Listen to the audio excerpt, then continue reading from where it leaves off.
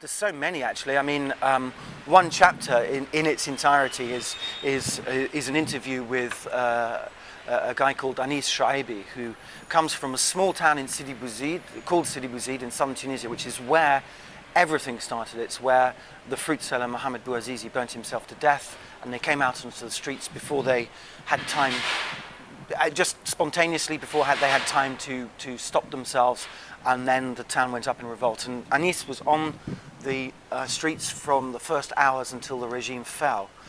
He's 30 years old, he's a PE teacher, and he just described the whole, day-by-day experience of finding yourself a revolutionary. So that he's got an extraordinary story to tell, and some of the Egyptian activists. There's a guy called Ismail Alexandrani who led some of the, helped to organize some of the protests in Alexandria, which is Egypt's second city. And just an amazing combination of courage and clear thinking, interesting thinking about the future and how to win, but how to win in the right way. So, but lots and lots of impressive people. In terms of stuff that happened, two stories. One is I hired a car and picked up hitchhikers, which is another thing on the kind of protagonist theory of journalism. It's just become part of the scene. So it's people hitchhike all over the Arab world all the time. So I just hired a car and was picking up hitchhikers, and I picked up this guy who, and I ended up going to his village, which was halfway into the mountains, and it was far further than I'd anticipated, and so it got dark. And I was off the main road trying to get somewhere else. And then there were police checkpoints on the way. And I got stopped and held for half an hour in a police checkpoint. And then, within an hour, I was still going on these roads, these back roads, late at night. And then I got stopped at a militia checkpoint with a bunch of drunken yobs with 2x4s who wanted some action. And, had to talk myself out of that. I realised afterwards that whole second checkpoint with the militia checkpoint probably took, 90 seconds, actually.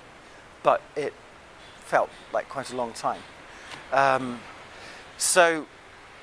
the weird thing was these two checkpoints, and one of them representing police state and the other one representing anarchy, right next to each other within the space of an hour. And I kind of felt I had a little bit more access to the experience of most ordinary Arab men and women, which is the fear of anarchy, hatred of the police state, but fear of anarchy, and being caught between the two. So that was one thing. And then another thing was just, roughing it back to Egypt from Libya in a series of kind of shared taxis. I ended up with a couple of guys, young construction workers, Egyptians, and we spent most of that trip coming back together, and all kinds of stuff happened. Like we ran into the middle of a demonstration, which we tried to diffuse and persuade them that they were wrong and should go home, which was kind of interesting. And then after we'd crossed the border, I had a nap and I woke up and I smelt this really strong smell of like skunk hashish, because these guys, because of the revolution in Libya, the rebels had overrun the police posts and found huge amounts of cannabis. So suddenly, if you're into spliff, there was lots of cheap hashish in Libya, and these guys had bought big lumps and then gone across the border with it, which just made me crazy. I mean, especially when I was with them.